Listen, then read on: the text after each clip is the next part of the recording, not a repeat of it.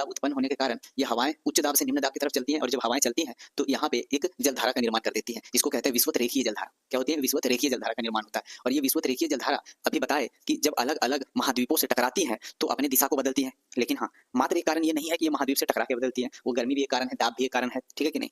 तो वो अलग चीज हो जाता है। तो दाब प्रवणता के बारे में भी हम बताएं, वो भी एक कारण है। अपवेलिंग डाउनवेलिंग पड़े हैं, वो भी एक रीजन है यहाँ पे। तो क्या हुआ कि यहाँ जैसे विषुवत रेखीय हवाएं यहाँ से चल रही हैं, ठीक है कि नहीं? तो ये हवाएं क्या हो रही है कि पानी को अपने साथ मूव करा रही है। तो देख सकते हैं, अब एक एक करके हम कहाँ से शुरू करते हैं। सबसे पहले हम शुरू कर रहे हैं आपका यहाँ से शुरू कर रहे हैं, ठीक। ये हमारा विषुवत रेखा है, ये हमारा अफ्रीका है, ये अमेरिका है।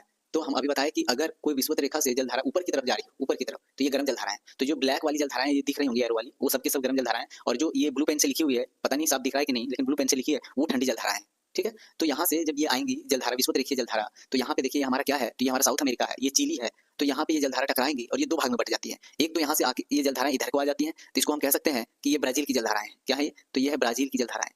और ये ब्राजील की जलधारा है, यहाँ से मूव करते हुए आती है यहाँ से, और एक इसका शाखा, मतलब हम एक एक करके शाखा को पढ़ेंगे, कंफ्यूजन नहीं होगा। तो विषुवत रेखीय जलधारा है, ब्राजील में टकराया, और ब्राजील की जलधारा बनकर नीचे की तरफ आ गई, मतलब दक्षिणी गोलार्ध की तरफ आ रही है। और दक्षिणी गोलार्ध की तरफ से एक और जलधारा जाती है, ये ठंडी जलधारा है, वो है फॉकलैंड की जलधारा। आप इसके डायरेक्शन से देख सकते हैं, कहाँ से नीचे से ऊपर की तरफ जा रही है। तो ये क्या है? ठंडी जलधारा, फॉकलैंड की जलधारा और ब्राजील की जलधारा यहाँ पे आपस में टकराती है, और यहाँ क्या होता है कि इधर सीधे मूव कर जाती है। मतलब कहने का मतलब है ये हमारा ये आ जाता है दक्षिणी, ये ट्रॉपिक ऑफ कैंसर है, ट्रॉपिक ऑफ कैप्रिकॉर्न, तो यहाँ से आती है और ये सीधा मूव करते हुए फिर से कहाँ चली जाती है? ऊपर की तरफ। यहाँ से टकराते हुए ऊपर की तरफ जाती है और फिर ये ठंडी हो जाती है, ठीक है। यहाँ से क्या है? गर्म जलधारा, इसके साथ फॉकलैंड की जलधारा, ठंडी जलधारा मिली, ठीक। और ठंडी जलधारा मिलने के बाद ये क्या हुआ कि ये ठंडी हो गई, ये जलधाराएं ठंडी होकर ऊपर उठी। ऊपर जाने के बाद यहाँ देख सकते हैं, यहाँ हमारा अफ्रीका का नामीबिया है, ठीक है ना। तो यहाँ नामीबिया देखने को मिलेगा, और यहाँ हमारा जो ठंडी जलधारा ऊपर की तरफ फिर से जा रही है, कहाँ जा रही है? विषुवत रेखा की तरफ। तो इस ठंडी जलधारा का नाम है, जो अफ्रीका के पश्चिमी साइड पे है, उसका नाम है बेंगुएला की जलधारा। क्या है? बेंगुएला की जलधारा। यही जलधारा है जो यहाँ पे नामीब के मरुस्थल का निर्माण करती है। ये हम जब आपको मरुस्थल पढ़ा रहे थे तो बताए थे कि कैसे जलधाराएं जो है मरुस्थल के निर्माण करती है। ठंडी जलधाराएं वाष्पित नहीं हो पाती, यहाँ बारिश नहीं होता, ये समझ में आ गया। तो कौन कौन सी जलधाराएं पढ़ लिया? ब्राजील की जलधारा, फॉकलैंड की जलधारा और बेंगुएला की जलधारा।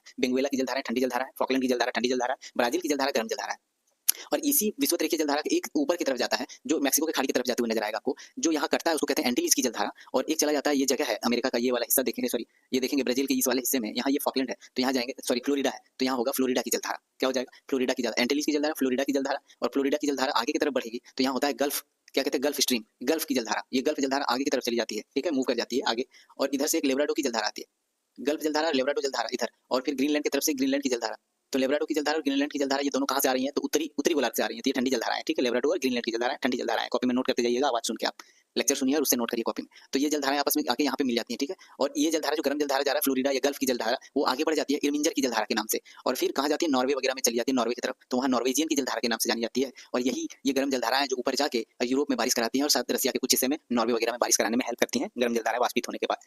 और यहाँ से एक जलधारा नीचे की तरफ है, जो कहाँ पे चली जाती है? तो ये उत्तरी सागर में चली जाती है, उत्तरी सागर की तरफ एक जलधारा जिसको कहते हैं रेनल की जलधारा। उत्तरी सागर कहाँ है अब हमको बताएंगे। तो रेनल की जलधारा कहाँ है? उत्तरी सागर की तरफ जाएगा, इधर नहीं, उत्तरी। और एक जलधारा फिर से नीचे की तरफ, ये जलधारा ऊपर गई और फिर उसके अंदर लेब्राडो की जलधारा, ग्रीनलैंड की दो ठंडी जलधारा है, उससे मिलते हुए नीचे की तरफ मूव करेंगे। विश्व